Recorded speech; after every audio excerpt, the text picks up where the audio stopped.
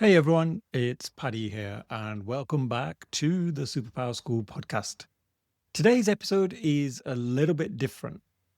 This conversation was originally recorded for the Comparative Agility Podcast, where I had the pleasure of being interviewed by the wonderful Dee Rhoda. We deep dived into something I'm super passionate about: how to build communities of practice that actually work, especially in a virtual world where connection can feel harder than ever. We talk about measuring real impact, not just vanity metrics, but why most communities will fail within a year, and how AI is changing the game in the way in which we connect, share knowledge, and stay engaged. Comparative Agility is a continuous improvement platform that allows teams to measure their maturity and benchmark their current capabilities. A few months ago, I had the pleasure of designing a brand new survey for the platform, which is called the Communities of Practice Health Check. And in this episode, we delve into some of the thinking behind that particular survey that I've created. And so I want to say a huge thank you to the whole team at Comparative Agility, especially Dee and Jürgen, who is one of the founders of the platform, and for letting us share this conversation on this podcast. So without further ado, let's get into it.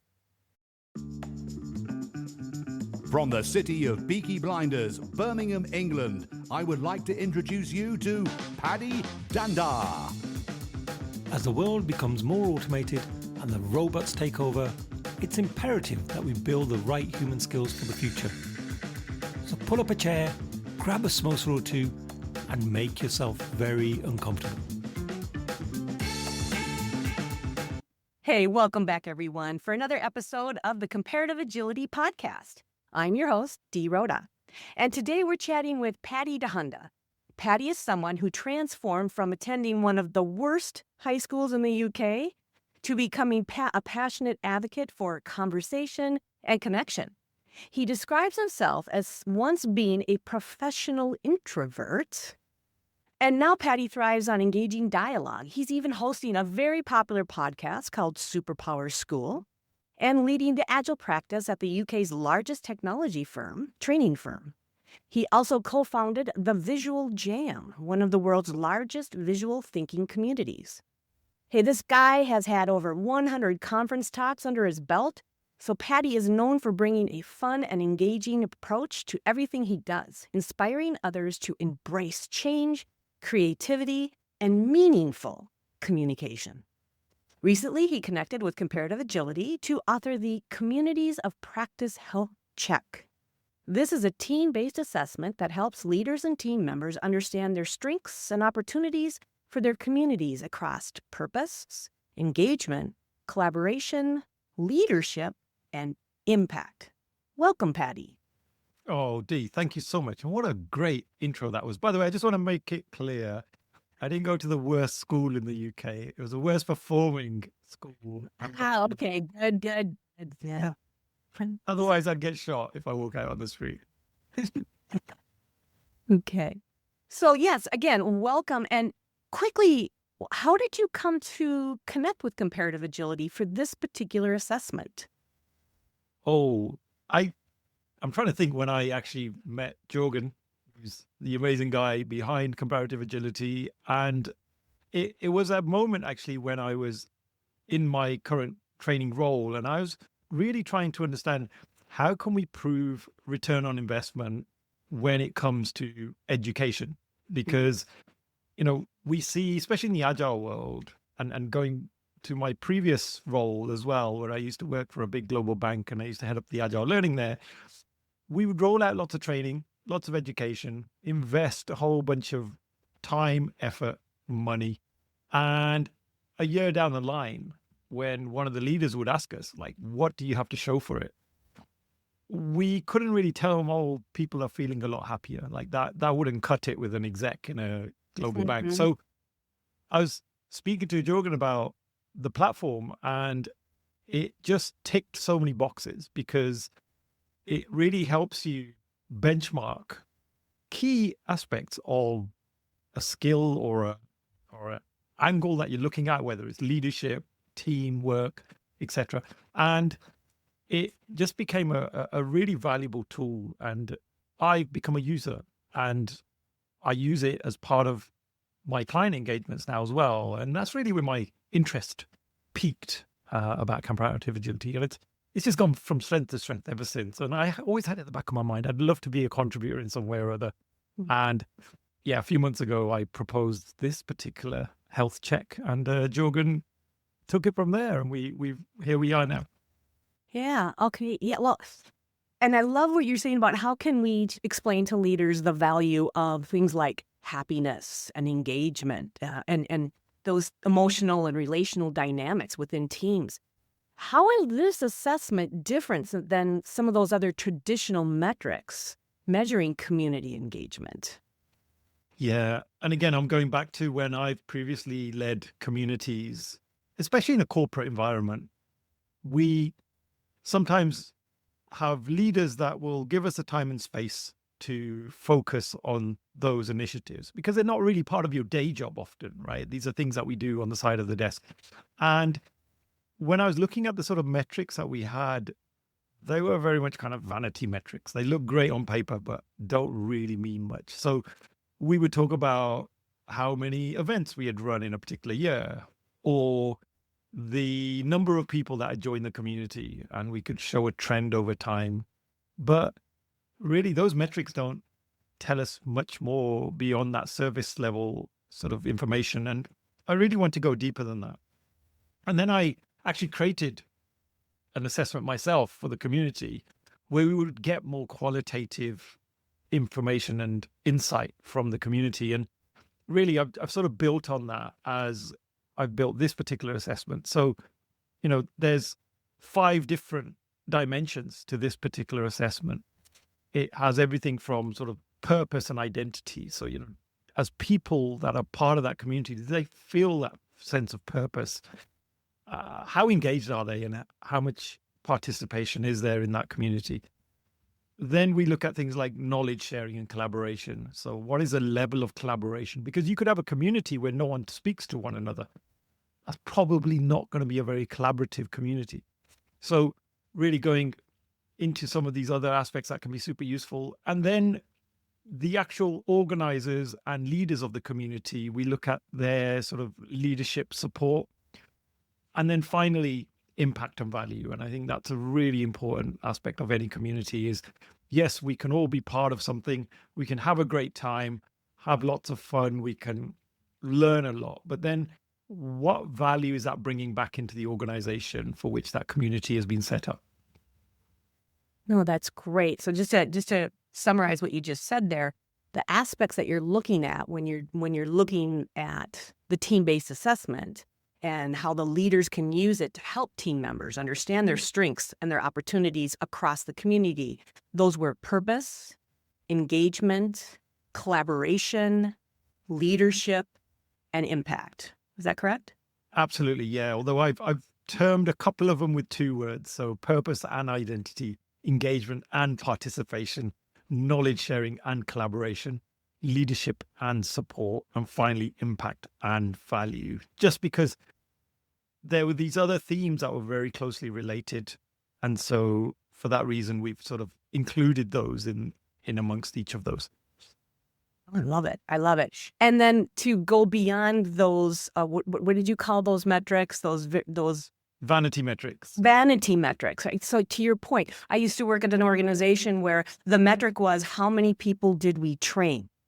Not how many people did we impact? How many people did we change, right? How many connections to new ideas were created, but it was how many people did we train, which, like I said, it's a vanity metric. How do you work with leadership on a day-to-day basis to get them to see that? Because I have to tell you, my friend, I've worked with many leaders who prefer the vanity metrics over making some real connection, real change, real impression on teams and team members. This is a really interesting question. I really changed my mind on this a few years ago when I actually had a really great leader. And this was back at the bank where I worked. And I just started a new job under this leader. And he invited me out to Romania, to our Romania office. And he said, hey, like, I want you to help me put our agile ways of working together. And I was leading a big team for him in the UK. And so we had gone to the Romania office for about a week. And I worked on this big PowerPoint presentation. And I kind of started feeling a bit guilty because after I had presented to the team, they then wanted to go deeper. And they were asking me to come back again and have more calls on this and continue the conversation. So I turned around to him and I said, Seb, I feel really guilty because I'm spending all my effort trying to do this stuff on the agile side, and I'm not actually delivering anything for you because the project work is not getting done. And it was at the moment that really flipped the switch for me. And he said, Paddy, he said, I'd much rather you impact the lives of 20 or 30 people in my team than you delivering a document for the project. And it was that sort of aha moment that actually, it's the impact we create, it's the impact that we can have when it goes beyond just a document or a project. It really is valuable. And I think for leaders, it's a really difficult one as well. But when I sometimes hear a leader say, we're trying to do agile, but we're really struggling with collaboration, or we're really struggling because people are still thinking in silos, I always go back to, well, what are the objectives that you've set the team?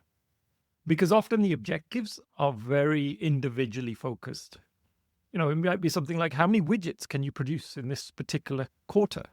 In the agile world, it might be, how many user stories have you delivered? Mm-hmm. And so we're always focusing on those individual metrics. Yeah, if we had a metric that said, how many people did you help this last quarter? That straight away gets people to think in a different way. So rather than me just focusing on these individual widgets, if I'm being measured on how collaborative I am, then I might actually collaborate more. So I think, again, for leaders, that's a conversation I've sometimes had with different clients is, let's look at what you're measuring. Let's look at the things that people are being sort of, I guess, performance reviewed on. And let's make sure they're right. So I think HR have a massive role in the culture that gets set in an organization. Oh, We're just measuring the wrong things, then that's how people are going to behave. Yeah. What you measure is how people behave. What you measure is how people behave. So again, if we're measuring the number of widgets that are going to be produced, then teams or individuals are going to create as many widgets as they possibly can. But if you're measuring collaboration, you're going to get more collaboration. How do you measure collaboration?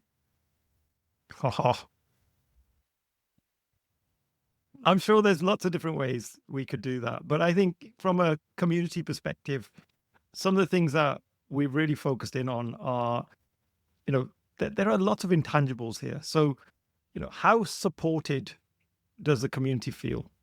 So when you're part of that group of people, how supported do you feel? Because if you don't feel supported, then it doesn't matter how much talking people do, how much collaboration they think they're doing. If people don't feel that support, then that collaboration is for nothing. Other things such as resources. So as you're building your resources, as you're building the knowledge within the community, are people sharing it? So how much of that resource is easily accessible? How much are people able to pull from the community without much friction? Because I've seen some teams, for example, where they've been working on a project for months and months, and I've asked them, do you know what your vision is for this product? And they've all turned around and pretty much shrugged their shoulders. And then I've had the product owner in the room put up their hand and say, well, that's in that PowerPoint presentation I sent round 2 months ago. Well, it's clearly not visible. People clearly aren't talking about it. So as far as I'm concerned, it does not exist. So I think those resources are really, really important, that people are able to get hold of the resources easily. Other aspects, how useful do we find the knowledge that is created as well? So it's one thing having the knowledge, but how useful is it? How encouraged are we to share our knowledge in the community? Because again, if people have all these great ideas, they have all this great insight and knowledge, if nobody's asking them to share it, if nobody's really promoting sharing that knowledge, then again, it's a sign of a lack of collaboration in the community. And again, how up to date are we in terms of where the community is heading? Because if we're not hearing from the leadership within the community, the direction, etc., then again, might feel like we're kind of aimlessly just going along and, sort of moving forward without any real insight as to where we should be heading. And so the community of practice can be that place where we're sharing all that knowledge, we're sharing all that information, and transparently doing so. And transparency in my world doesn't necessarily mean you can go and find it. It means here it is. So that PowerPoint presentation that the product owner had, I have that PowerPoint presentation, and you can find it in this folder, in this file, on the community of practice site for back in June of 2020. That doesn't help, to your point. It's like, hey, team, I still have this out there, and here's where it is. Please go check it out. I love that, because I think, frankly, communities of practice tend to fizzle out. And one of the reasons they fizzle out, I've seen it firsthand, is because we're not keeping that engagement up. We're not keeping that sense of community, that sense of sharing and collaboration. Within the first year, I see communities of practices go away. Nobody's showing up for the weekly or the monthly or whatever sessions. How have you seen that be different in organizations? How have you seen communities of practice actually work and sustain? Yeah. So there's a great report that gets released every year. It's from cmxhub.com. They are a community platform. And so they will survey their community managers to tell them, like, what are you seeing? As community leads, what are some of the things that you're seeing? And nearly always on top of the list, the one thing that they say is their biggest frustration is it's difficult to consistently engage members. And that level of engagement you just mentioned there, Dee, it is the single biggest reason that I think a lot of communities do fail. And the fact is, if you've got a website that people can engage with, that's not a community. I often hear that as well, right? They'll say in an organization, we have a community. Here's the website. Mm-hmm. Go engage. And you go on there and nobody's engaging. It's just a bunch of updates and blogs and articles. And there's no real signs that this is really a place where people are engaging. Actually, before we tackle that, let me just give a little golden nugget for people who are out there, because this is something that blew my mind about communities. So there's this myth that we have in an organization about a community to suggest that everybody in that pool of people is going to engage, right? That's not going to happen. Let's just get that out there. And I came across this rule. It's often used in marketing. It's called the 99-1 rule of participation inequality. Sounds very fancy. Basically, what this means is whenever we're involved in any kind of marketing campaign, or there's this setup where we have to engage with something, 90% of people generally are classed as what we call lurkers. Lurkers. They are the people that may read stuff. They may every now and again dip in and out, but they won't contribute. They will not contribute. We then have 9% of people who are intermittent contributors. And what they'll do is they'll, based on their time, based on their priorities, every now and again, they'll dip in and out and contribute. 1%, only 1% are your heavy contributors. And so these are the people that are fully engaged. They'll show up even when the leadership isn't even there. Like, these people are so engaged. They're probably going to be your biggest fans. And, this happens time and time again. There's studies around this when it comes to Amazon and Amazon.com. And we look at the reviews on Amazon. It's less than 1% of the actual people who bought that product that ever write a review. So if you want to gauge how popular that product is, just think of the reviews, the legitimate reviews, by the way, not the bots. The legitimate reviews only represent about 1% of the people that have actually bought that product. And so when I came across this rule, it completely shifted my thinking again as a community lead, because I had been spending all my effort trying to engage the 90% of people that were disengaged. When actually, if I just admit to myself that that's going to be really difficult, it's just human nature. 90% of people are generally not going to engage.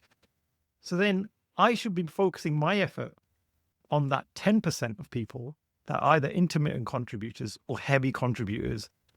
And then hopefully we bring some of the 90% into the fold at some point or other. But if we spread ourselves too thin trying to engage everybody in that community and expecting them to be fully engaged, we're probably not going to do a very good job. Yeah, and I love the golden nugget. It is something that something similar to that I ran across not too long ago, and it's working with the willing.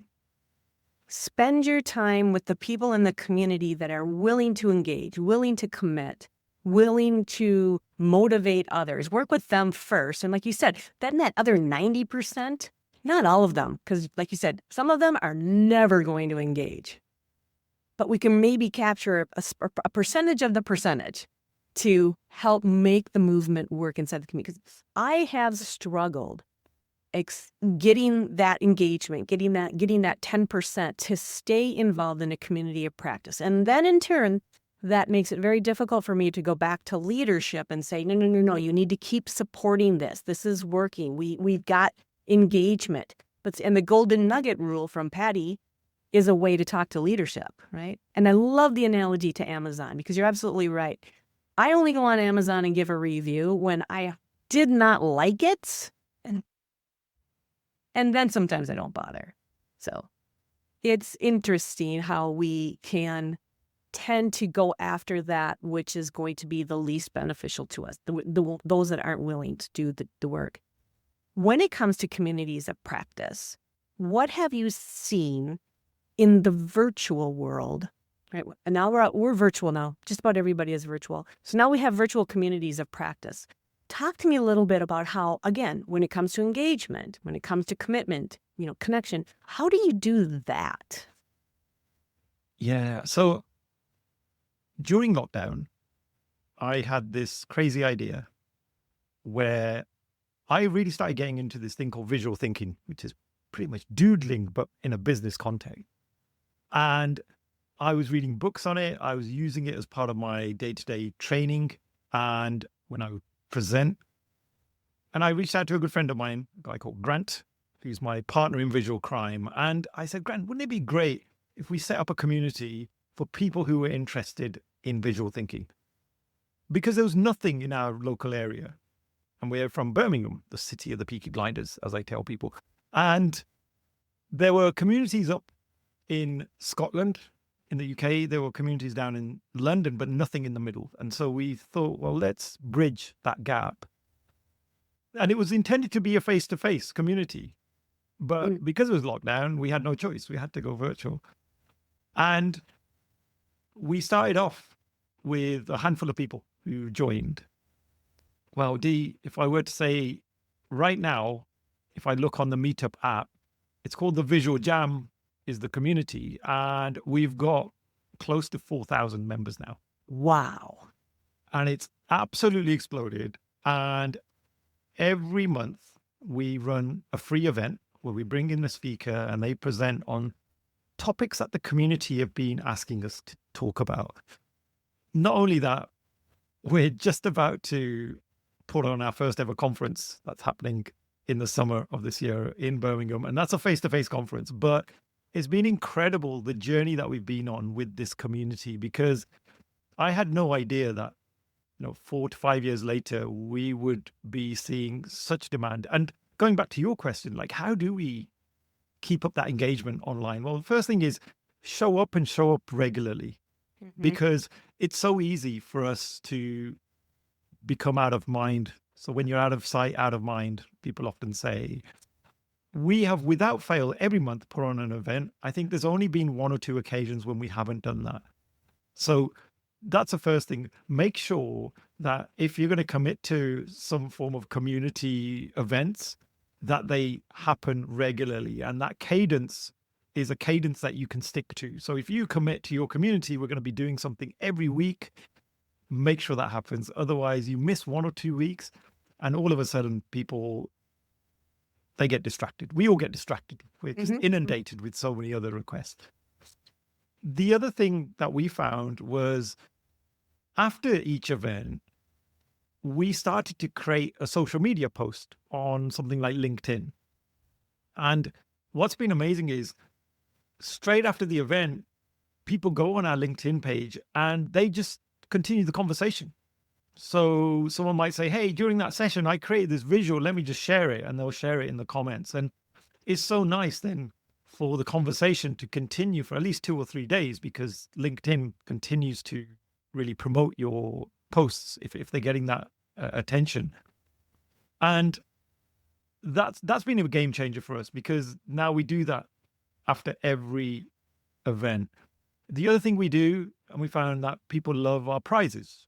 People always love to gamify it. Then one of the problems with competitions is then you've probably got to have somebody who has to judge. And I don't want to judge anyone's visuals, right? So the way we do that is we encourage everybody to post their visuals on that social media post in the comments.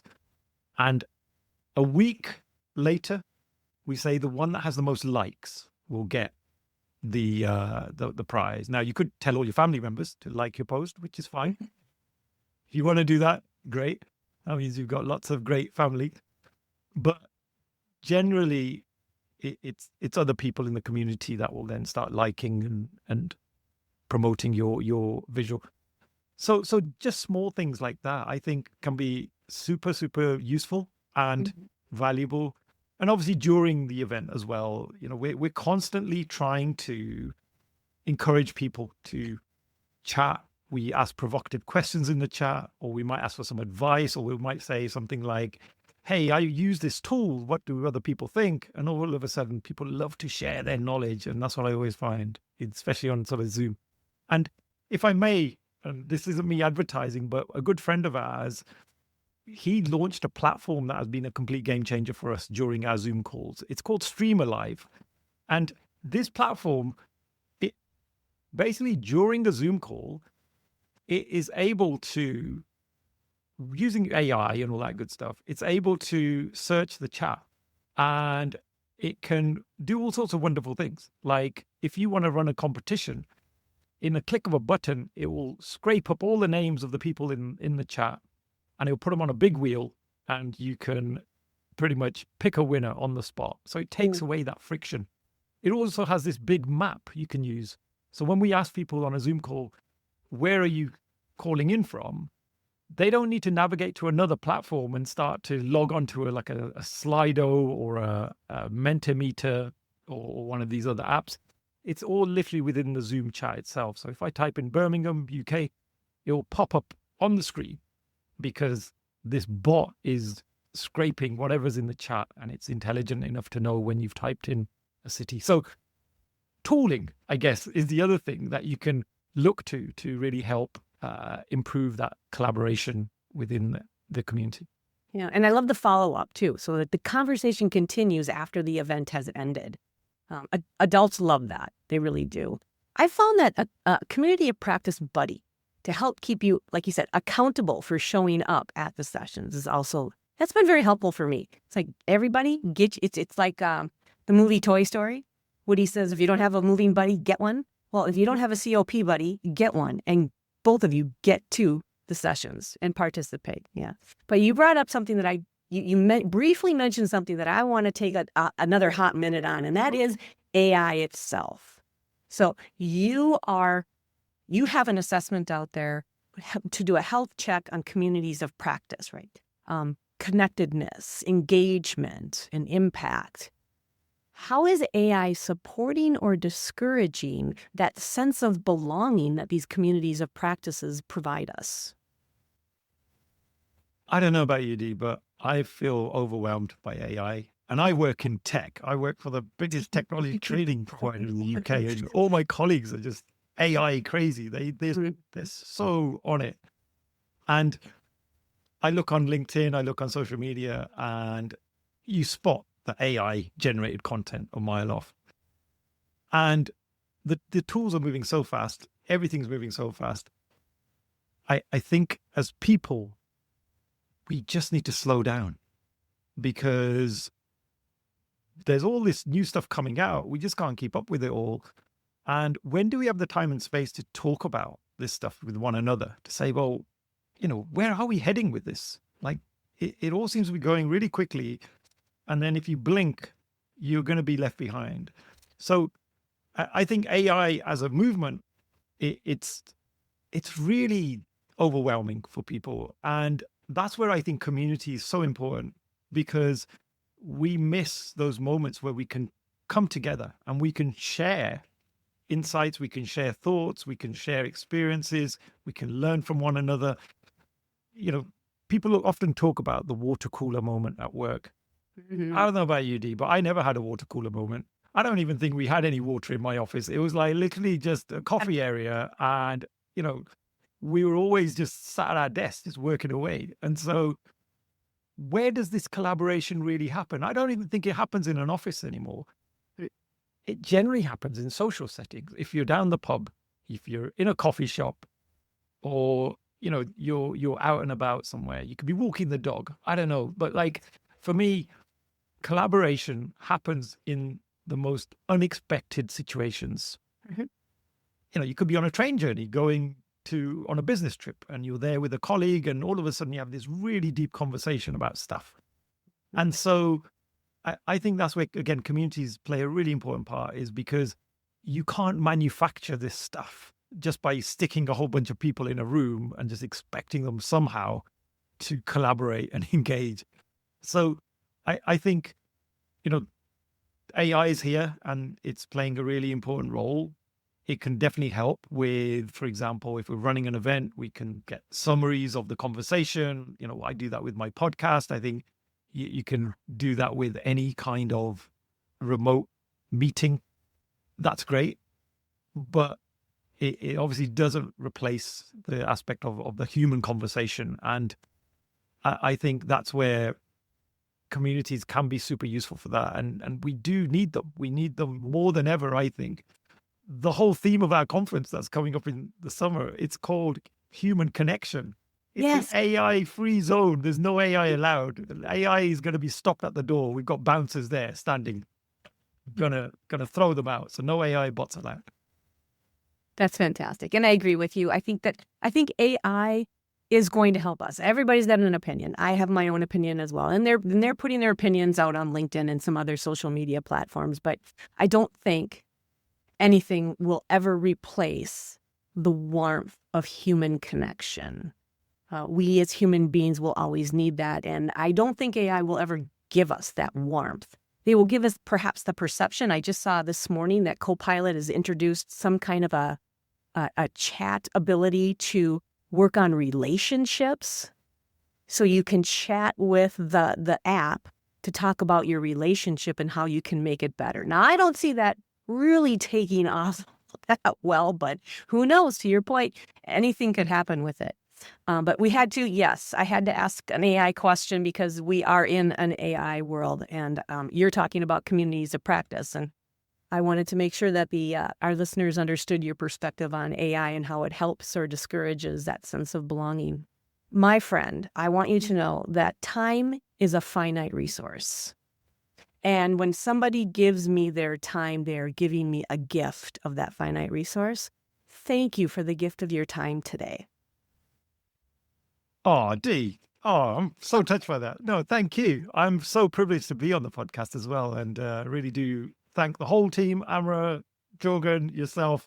It's been such a phenomenal journey these last few months, just sort of working on this assessment. And I'm just super excited to see what people think and the reception that we get. And yeah, please just reach out. If anyone has any feedback or wants to input anything, please do reach out. And I'm always loving to have that conversation.